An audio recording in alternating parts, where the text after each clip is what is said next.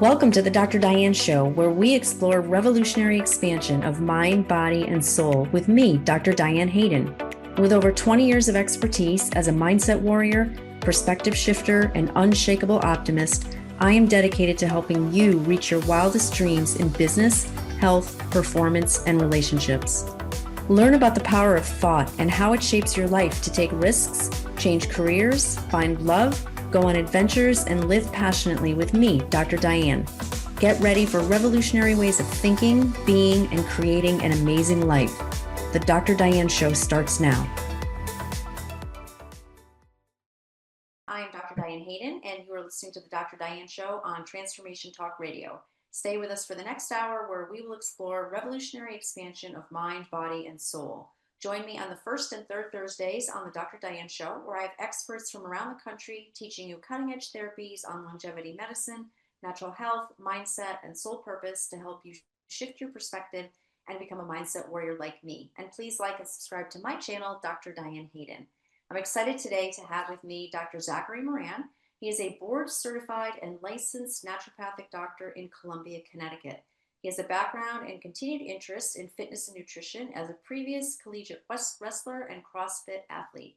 He specializes in chronic infectious disease and environmental toxicity and provides a comprehensive and holistic approach to complex chronic disease. And you can learn more about him at his website, which is www.rootsmedicalcenter.com. So welcome, Dr. Zach. How are you today?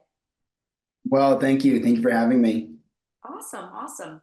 Yeah, so I usually like to start my shows off by giving my listeners a little bit more info about you and kind of your story and your journey and how you went down the path of naturopathic medicine and what was it that kind of got you even interested in that direction?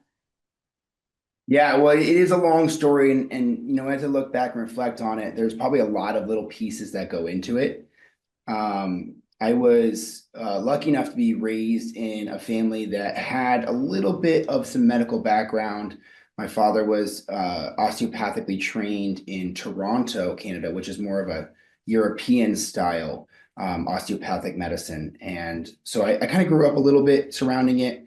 Coming out of college, undergrad, I was big into health and fitness. I was really big in athletics and competition. And so I had the interest in pursuit of potentially pursuing some orthopedic work in conventional medicine.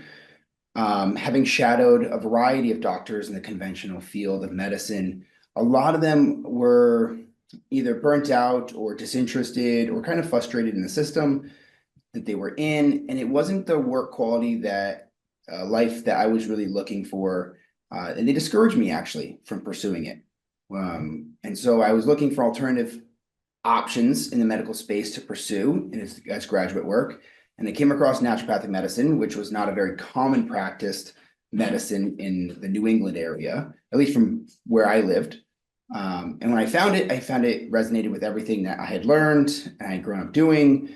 It spoke to aspects of not only just reactive medicine, but more proactive health and health optimization. Spoke to nutrition, spoke to using a lot of the principles that I grew up with. And when I found that type of medicine, it was full-fledged, jumped right in, started naturopathic medicine medical school probably 6 months after finding out what it was. And haven't looked back since. I've loved it ever since. And I've seen a lot of different types of practice throughout my time in naturopathic medicine because it's such a vast field.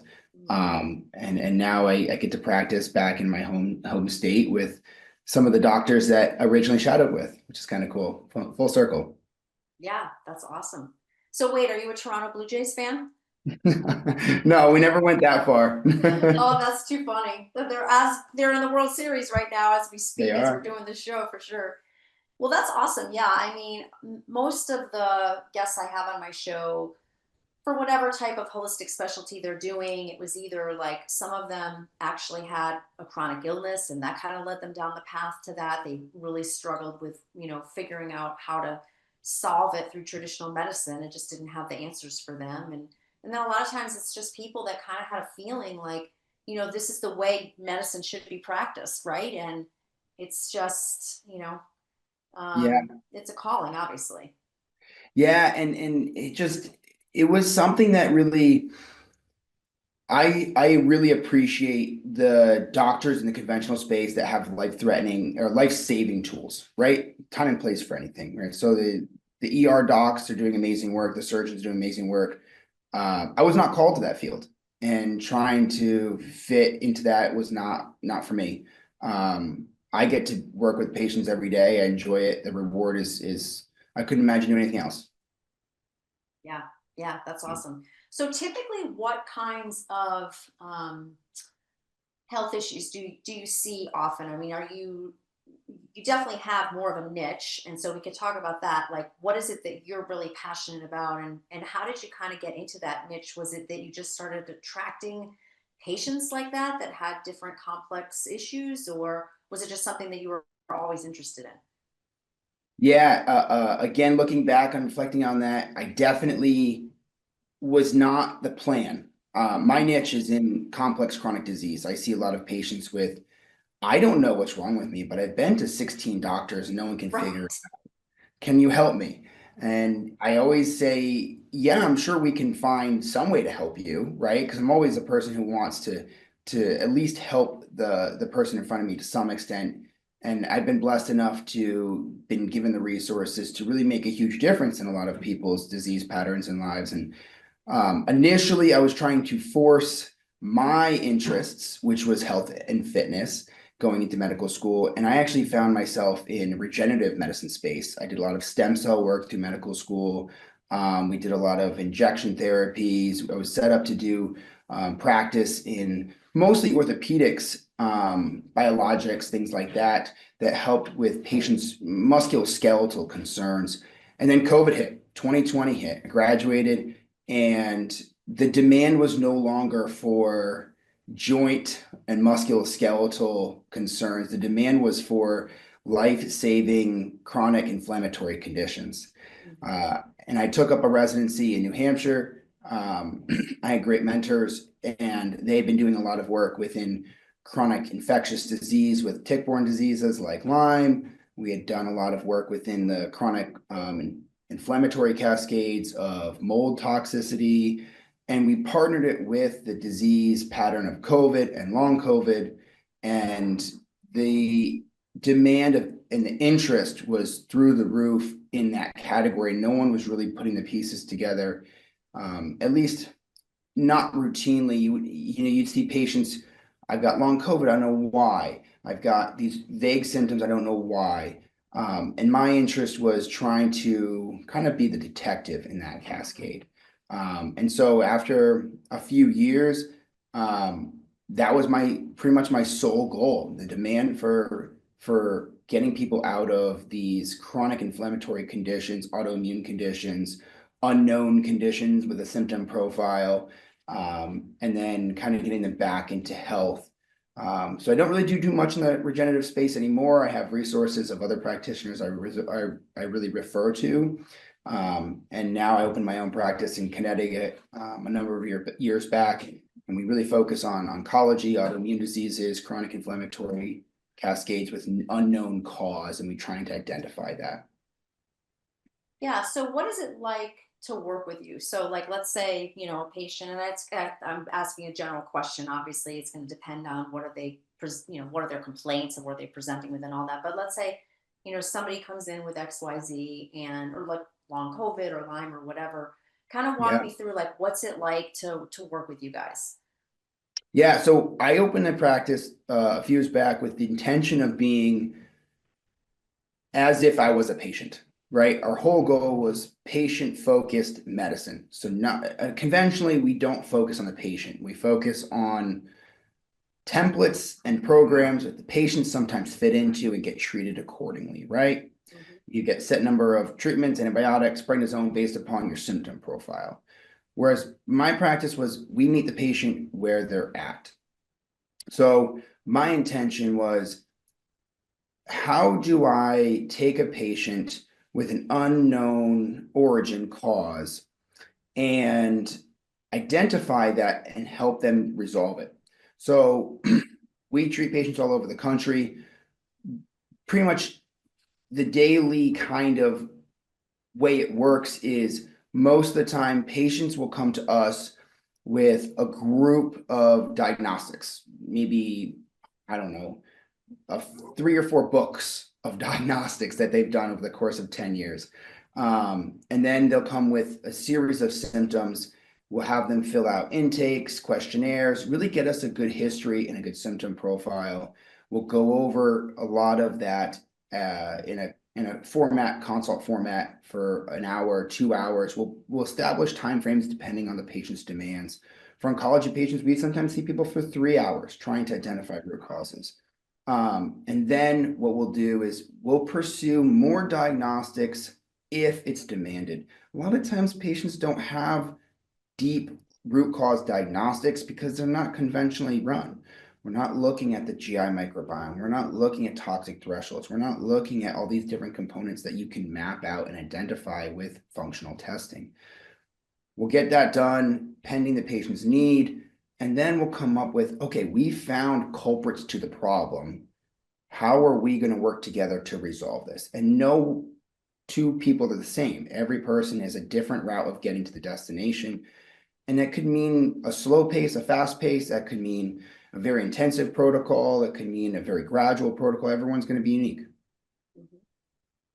Yeah, I love it. And obviously, like, of course, because people are coming with all different types of, situations, even if it could be the same disease, having it for longer times or more dispositions to genetically or things like that, or maybe some people don't respond as quickly to some treatment as others. So I love the fact that naturopathic medicine in and of itself is very individualized, of course, that's the whole point.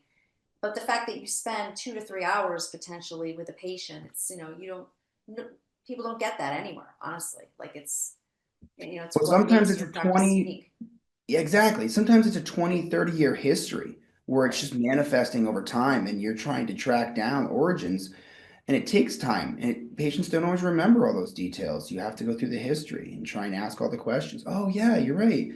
I actually did move into a moldy house that time. Or this was right after a pregnancy or something of that clues us into root causes and then we can understand what's going on. Yeah, right. No, I love it for sure, for sure. Well, this is great. You're listening to the Dr. Diane Show with me, Dr. Diane Hayden. We're going to take a quick break. When we come back, we will explore more with Dr. Zachary Moran. He's a board certified and licensed naturopathic doctor, and you can learn more about him at www.rootsmedicalcenter.com. Stay tuned. We'll be right back.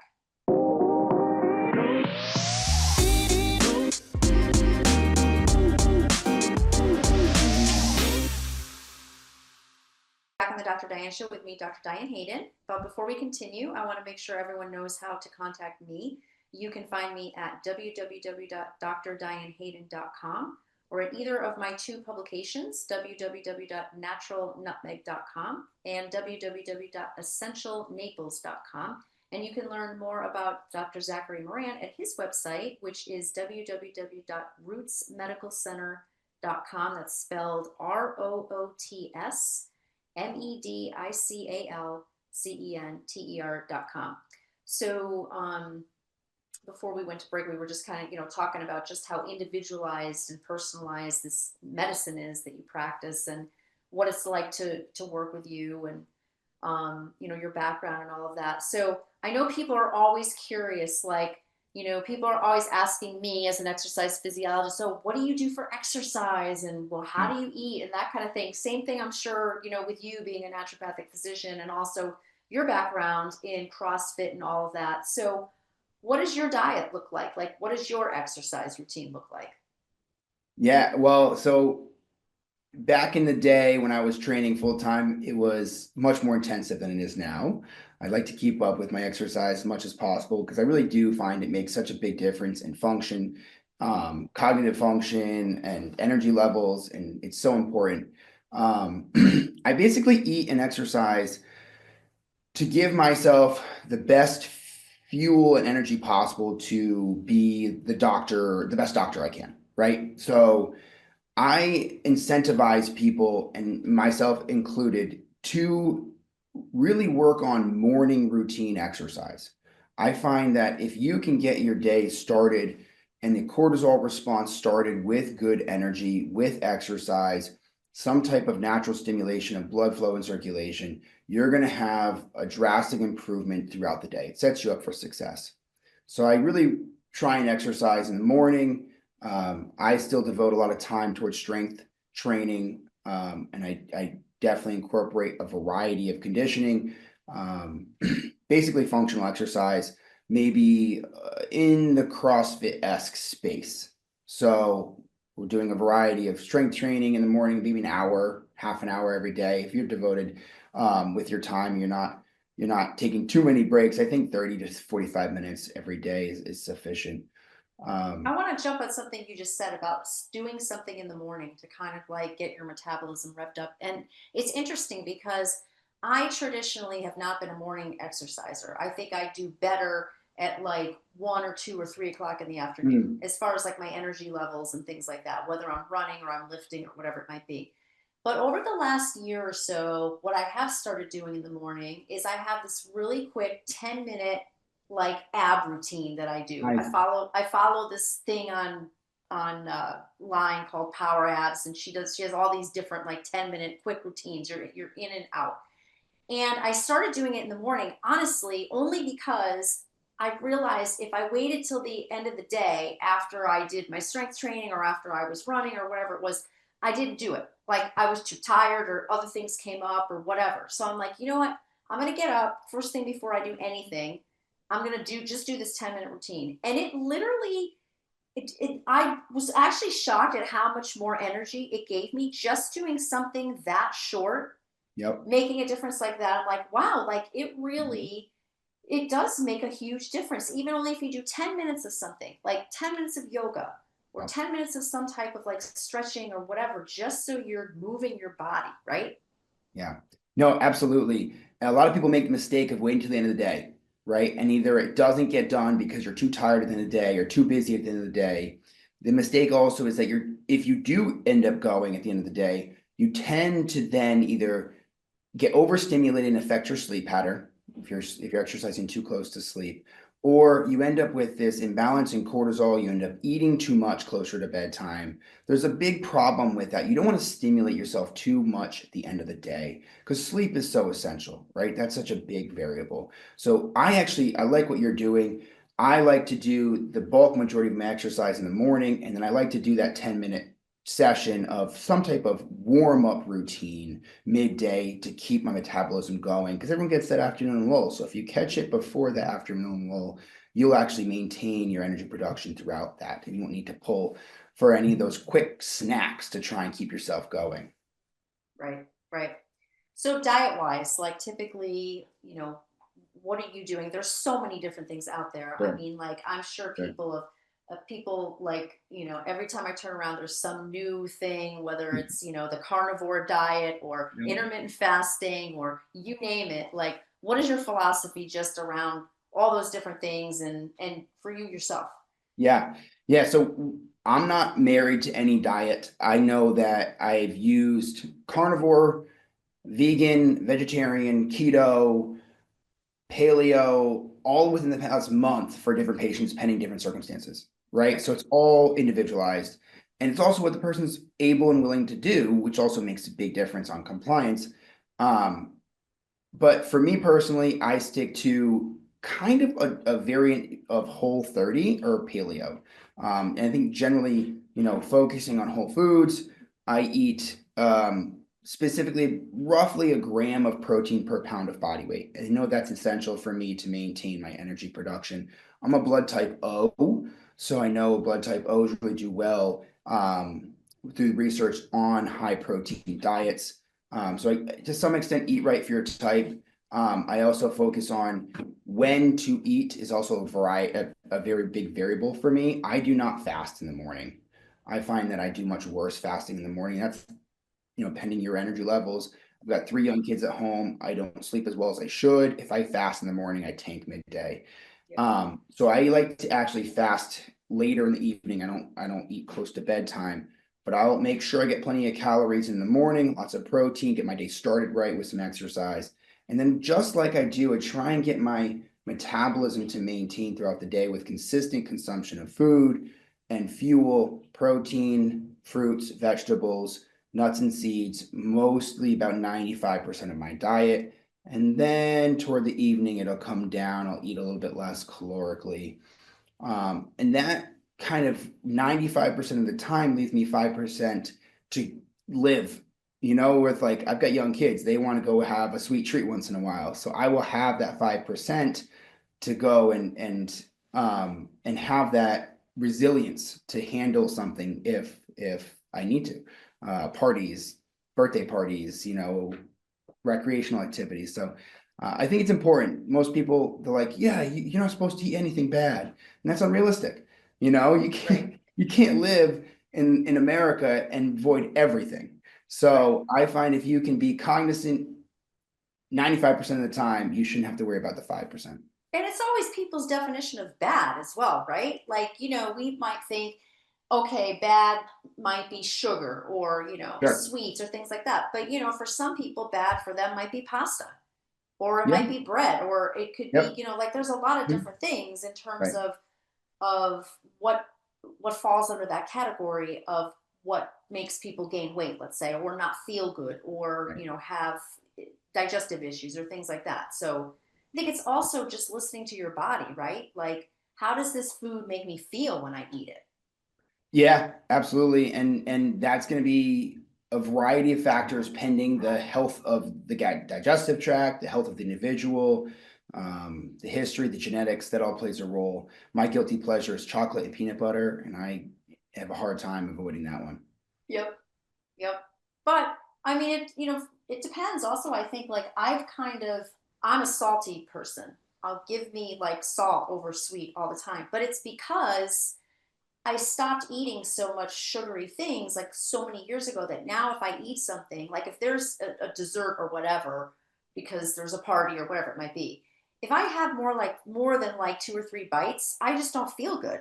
So I'm like, all right, I'm going to try it, but it's not even enticing to me anymore just because I know that I'm not going to feel good if I eat the whole thing after that.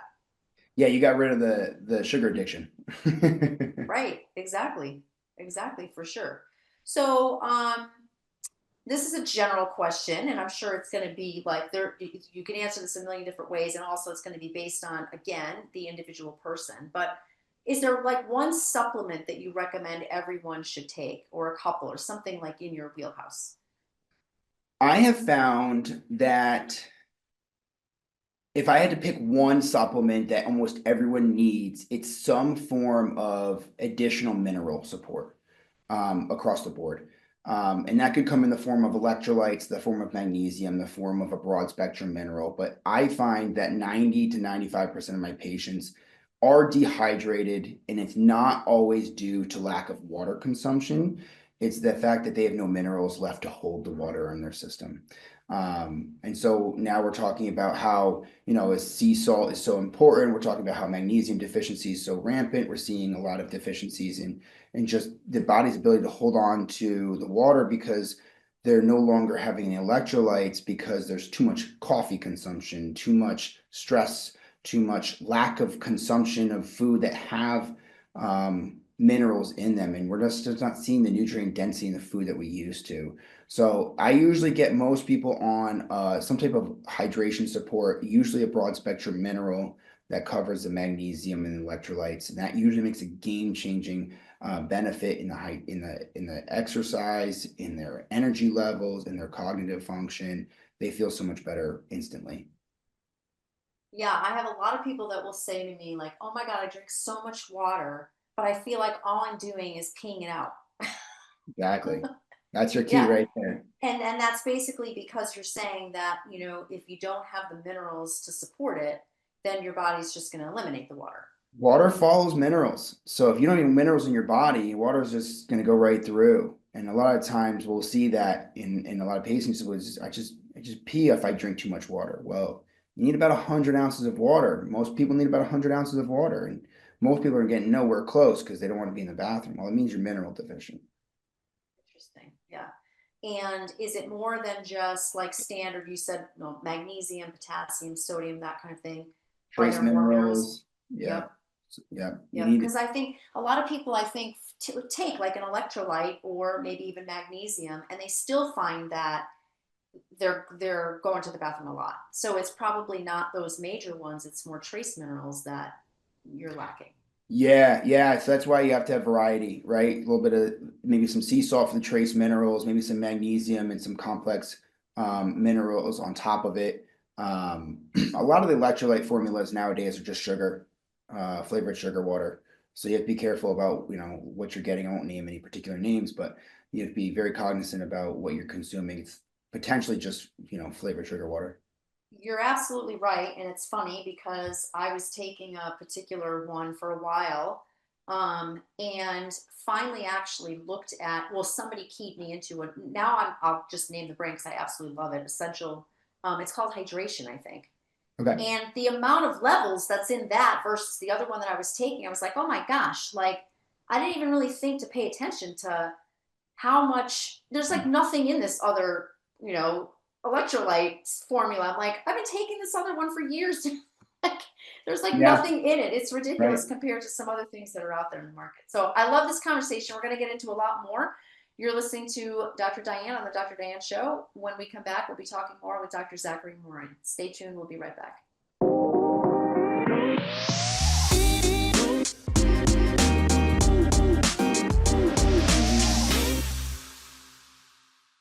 We're back on the Dr. Diane Show with me, Dr. Diane Hayden, and I am talking today with Dr. Zachary Moran. He is a naturopathic physician, board certified, and you can learn more about him at his website, which is www.rootsmedicalcenter.com. That's spelled ROOTSMEDICALCENTER.com. So, one of the questions I want to make sure we cover is that a lot of times I will have people ask me, well, what's the difference between like naturopathic doctors and traditional Western conventionally trained doctors? Like, what do they really do that's different? And then also, what's the difference between a naturopath and a homeopath? Yeah, it's a pretty stark difference in regards to the way we treat, but the training is pretty similar actually. So the first 2 years of medical school for naturopathic doctors and MD, DO are going to be pretty much identical.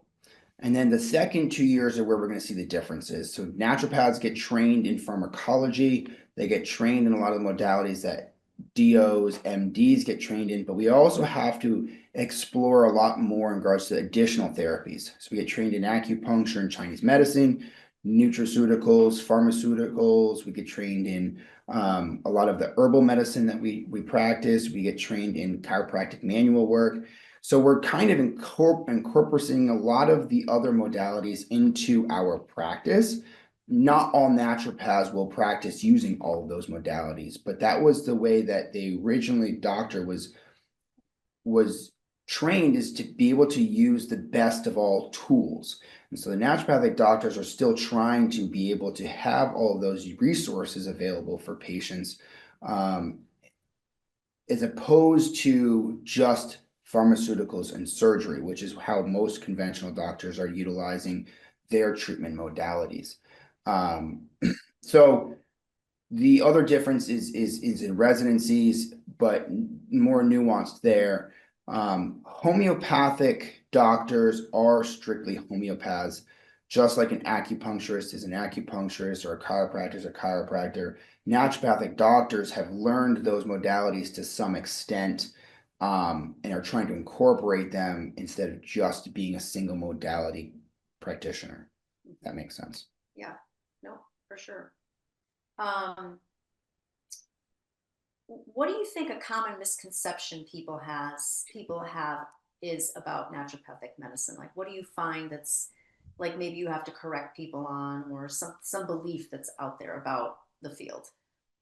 It depends on where you're practicing, because I know that practicing on the West Coast, naturopathic medicine is almost mainstay. It's almost like a primary care doctor. Like, we're more integrated into the system. On the East Coast and in the South, it's less common. We're more of a specialty, a more nuanced, less common provider. So teaching people how we approach medicine is going to be an important feature of what I do, because one of the principles of naturopathic medicine is being a teacher, teaching people their disease, teaching people their cause, teaching people how to fix the problem, not just giving them a therapy, but educating them so that they can be preventing this from reoccurring. That's huge for us, because I don't want to just treat someone. I want to teach them so that they can go tell others how to fix the problem, right? And there's enough people dealing with problems. I don't need each individual person coming to me. Teach how to solve problems. And so, really what we want to do as naturopaths is really just kind of address that root cause and identify and be proactive with the disease pattern. Right. Whereas you go to a conventional doctor, they're looking at, well, I'm just going to treat the symptom, right? Like, okay, you have this Yeah. symptom for whatever issue it is. I've got a drug for that. We'll treat the symptom. And so that symptom may go away or be lessened or whatever, but then typically what happens is another symptom occurs, or that drug is causing some other deterioration in the body in another organ system, let's say. Yeah, as a naturopath I've practiced in 4 different states. We have a different scope in each state. And a naturopath is really designed to try and address root causes individually for a person as efficiently as possible without causing harm, right? That's like kind of the long-worded statement of how I approach every patient. In different states, was able to use medication if I thought it was indicated, right? Yeah. So I've always been, what's the pro con analysis of every therapy? Is this the most effective and useful tool? Is it going to cause problems? And so I think there's a time and place for everything. As a naturopath, I typically find that most pharmaceuticals are very effective, but they don't resolve in any disease pattern. They manage disease patterns. And sometimes they're necessary to keep the patient afloat while we resolve root causes. So there's a time and place for everything. But yeah, I mean, as naturopaths, we're looking to try and how do we fix this instead of just how to keep them from being symptomatic. Right. Right. Yeah. Well, the thing is that what got them into that situation, whatever the health issue is, could have been years of stress or eating Sure. incorrectly, or it could be a genetic thing or whatever it is. And so many people still want, like, well, just give me a pill. Like, what, how are you going to fix this quickly? Because, and I say to people, like, well, you didn't get to that point where you are overnight, like immediately, right? It was years of doing whatever you were doing that got this organ system to, to have this much dysfunction in it. So it's not going to take 2 seconds for you to get back to where you were. You have to, you have to understand it's almost like, okay, this much time it took me to get there. Now we're going to work backwards. It might take you that much time to get back to perfect health, right? Like, you don't know. Some Sure. people resolve faster, some don't. But I Sure. think it's all about, like, teaching people that we're not just going to put a band-aid on this. We want to figure out why this happened. We want to address the root cause, and like you said, so it doesn't reoccur. Yeah. Yeah. I give you an example. I had a patient who was seeing a gastroenterologist for a condition called SIBO, upper GI bacterial overgrowth. And they had repeated the same course of action every 3 months, 8 times. So I talked to her, I said, do you want to do something different? Do you want to fix it? Or are you happy just doing the same thing? She was, I think, in her 60s. So like, you can do this for the next 20 years if you want, probably with less efficacious results each time. Or we can identify why it's reoccurring and solve it if you want.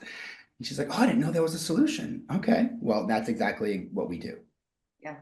Yeah, and isn't that amazing that some people don't even know that there's, like, what you guys do, or there's solutions like that. They think, like, well, I'm just gonna have to go, take this is what my regular doctor said, so I guess I'm She just gonna wasn't take this told any drug. different. Yeah. That was just her option. But she Right. was luckily referred to someone who has some experience dealing with those problems. They said, well, fix your motility, we'll fix your microbiome and your digestive tract. And guess what? She hasn't come back since. So I got a good Awesome. report card and that was it. Yeah, yeah, that's awesome. So what is one or two or three things, like your top, your top things that you would recommend everyone needs to start doing to improve their health? So, and I'm probably a little biased because my field of medicine is these really significant chronic inflammatory conditions, right? So I see people in a lot of distress. So usually, like you said before, it's not an overnight process. It happens over time. And it's a gradual building on itself. And what happens is that inflammatory cascade building on itself over time is going to yield a high amount of sympathetic drive in the body. So sympathetic is your fight or flight response to the autonomic nervous system. People can hear about it in different ways, like cell danger response or stress and cortisol, right? Or even anxiety can somewhat be lumped into that category. It really drives the person further into distress because their body's perception of their disease pattern is also facilitating more disease pattern because they're in this sympathetic fight or flight state. So the first thing I get people to do is to start breathing. No one breathes Yeah, anymore. right. Everyone's holding their breath. So it's like, they're doing 15 to 20 breaths a minute every 4 seconds.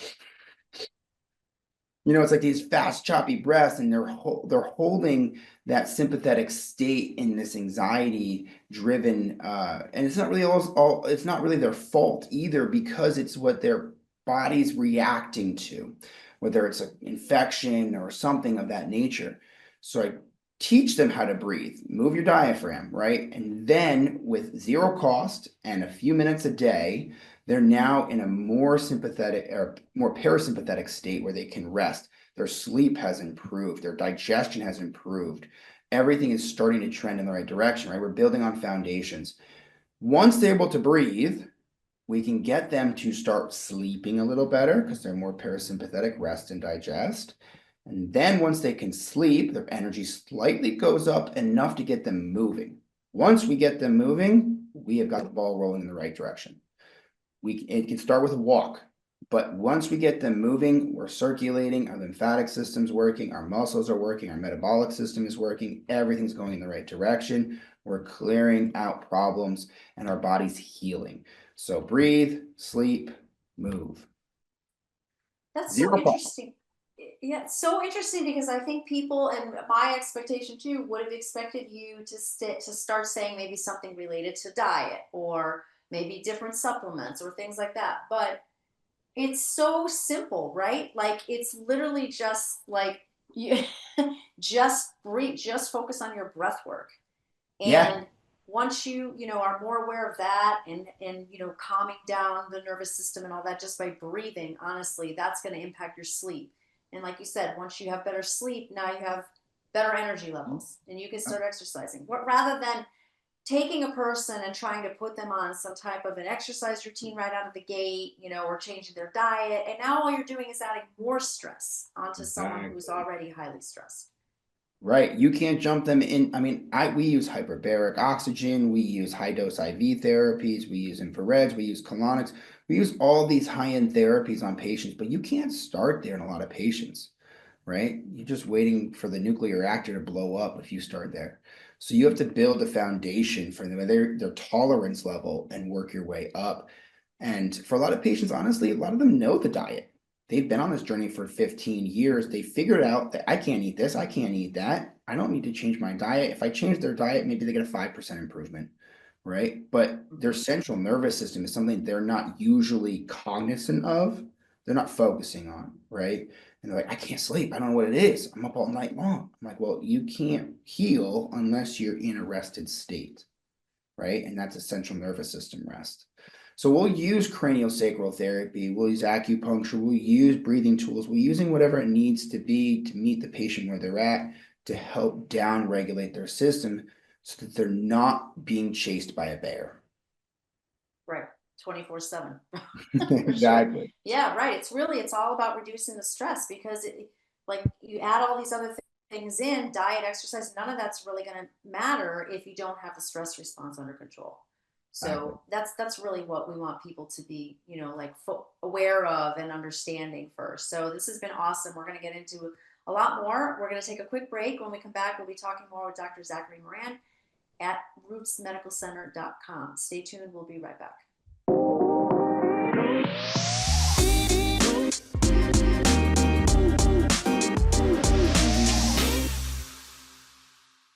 We're back on the Dr. Diane Show with me, Dr. Diane Hayden. You can learn more about me at www.drdianehayden.com. And I'm talking today with Dr. Zachary Moran. He has a practice in Columbia, Connecticut. You can learn more about him at his website, which is www.rootsmedicalcenter.com. That's spelled ROOTSMEDICALCENTER.com. So right before we went to break, we were talking about just the stress response and all of that. And you said something that I want to repeat and kind of talk about a little bit, because I think it struck me, and I'm sure that other listeners might have caught it, or maybe they're not even aware of it. I think it's really important to talk about. But you said your body's perception of the disease, it's the disease that you have. So your body's like, think of it as your body is sort of like this other, not your brain necessarily, but your body, all of your organ systems, the perception, the energy around your disease can actually make the disease worse, or I'll say better, right? Like depending on what your perception of it is. Sure. Well, every cell is going to react accordingly, pending its exposures and its environment, right? So if your body is in a chronic inflammatory state, most organ systems will be affected. And when they're affected, they are going to perceive a stress response, perceive damage, perceive some inflammatory cascade, and that to the immune system, central brain, and say he's in trouble. Your body is dealing with a problem. And so how many people, let me ask you this, are after 10, 15, 20 years of a diagnosis saying, I am this diagnosis, right? I am a fibromyalgia patient. I am identifying with it. Yeah. Yeah, exactly. A disease state.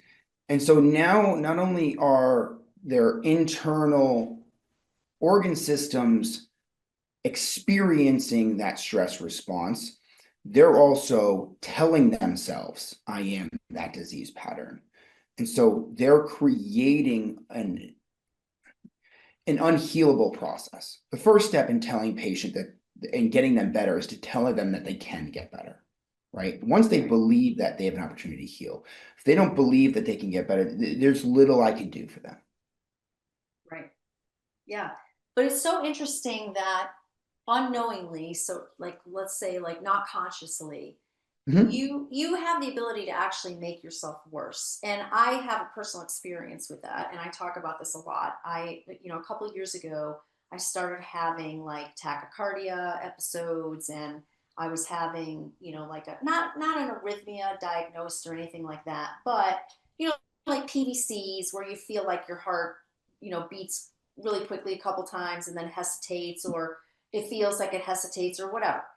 And I went through all the, got all the testing, but nothing's wrong with me, of course, blah, blah, blah. Oh, it's just stress, whatever. But, it's unnerving if you've ever had it, right? Like it's not fun when you can feel your heartbeat and it's not beating regularly, right? So I went through, I did like a lot of different things, because holistically I'm trying all this different stuff. And it was funny because I was started to work with this one coach, who's really well known as far as like stress reduction and mindset, and kind of changing the way, helping you change the way you think about things. Because I got to the point where I thought about it every day. Like I would wake up in the morning and be like, okay, what's going to happen today? Am I going to have tachycardia? Am I going to have, like, that's the first thing I'm thinking about as soon as I wake up. And of course, within an hour, I've got something, right? Like, I'm like, and she presented to me the fact that, I don't want to say that you're causing it, because that, I feel like that, that takes away people's power when it's like, Right. oh, I have no control over this, or it's something I'm doing to myself. But she made me reframe it in a way where I started thinking like, okay, what if I didn't identify with this? What if I didn't wake up every morning and think about it?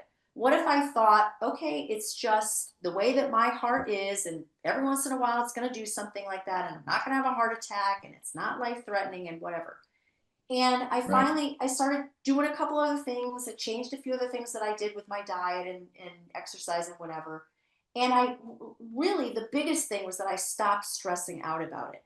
And literally, Sure. it all stopped. Like it all went Right. away within like a couple weeks. And Yeah. this one functional medicine doctor I was working with said, I'm telling him, I'm like, I did this, I did this, I did this, I did this, I did this. He's actually an integrative cardiologist. And the last thing I said was, and then, I really just stopped stressing out about it. And he goes, I'm going to tell you, Diane, that like the last thing you said is the reason why you don't have it anymore. All that other stuff that Definitely. you did, irrelevant. Like, Yeah. crazy, Yeah, but it's crazy. also it's hard for patients in those long-term states, who've lived with it so long, they just expect it to be there all the Right. time. I'm Yep. so tired all the time. My body hurts all the time. I expect it to be there. It's just who I am. And no one up until now has told me that I can actually recover, right? So Right. they have to go through a retraining process and belief process of like, I can actually heal. And once there is a slim bit of hope, there's progress. Yeah. Yeah, for sure. So tell me a little bit about like what are the common things that you see? What types of things do you offer in your practice? And you actually practice with another naturopath as well. So what things do you guys do? What do you offer? What are the common problems people come to you for? Yeah, so me and my colleague here, we each have our specialty. I focus on, like we talked about, the chronic inflammatory conditions people don't have really names for. I got fibromyalgia, I got IBS, I've got, neurological symptoms and tremors, I've got weird skin rashes, I've got joint pains that don't make sense that migrate, right? Um, I had a patient recently who said, I just went blind for 3 weeks and I have no idea why. No one Wow, can that's figure it. scary. Yeah, Wow. Yeah. especially when you've been to three neurologists and they can't figure out what's going on. And my colleague is also a very integrative provider. She does a lot of oncology, and so together we work in a lot of different disease states, but mostly autoimmune conditions, neurology, gastroenterology. We see a lot of just infections. We see a lot of toxicity. We see a lot of patients with various concerns that just need answers. It's been, 15, 20 years. I've got stacks of imaging and stacks of blood work that don't tell me anything, that tell me I'm fine. And so then we take the deeper dive. We understand, we ask more questions. We go through the history, take more time and understand what's really going on. And then from there, once we have the diagnostics and understand really this is probably your cause, we can treat it more effectively and resolve the problem. So what do we do for therapies? Um, it's patient dependent. So what I will sometimes do is talk patient through options. And I will say, hey, there's options to do this, this, and that. There's options to, take supplements, to change your diet. There's options to, go a pharmaceutical route if they wanted to, right? I want to make sure all their options are on the table, what the pros and cons of everything is. I have a patient recently with severe mold toxicity.